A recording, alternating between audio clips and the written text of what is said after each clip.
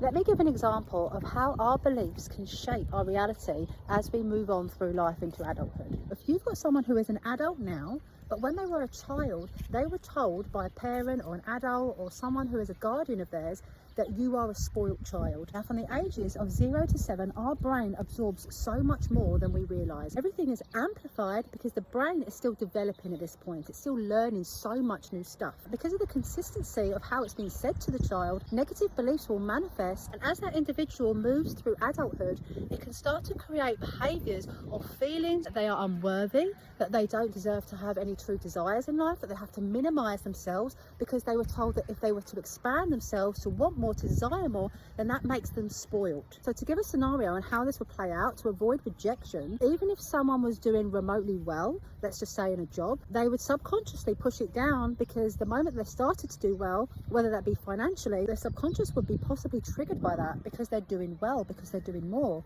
Or if you were running a business or starting a business, there could be issues around money in regards to undercharging yourself because of what you feel you are worth. So this is just an example of how the simplest of things they said to us when we were a child can then define how we are as an adult.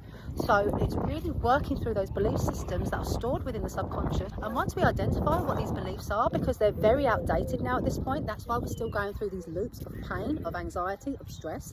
Once we access those parts of us and then we can reprogram them, then we can start to change everything about our lives. And then I can guarantee you that your world around you starts to transform as well.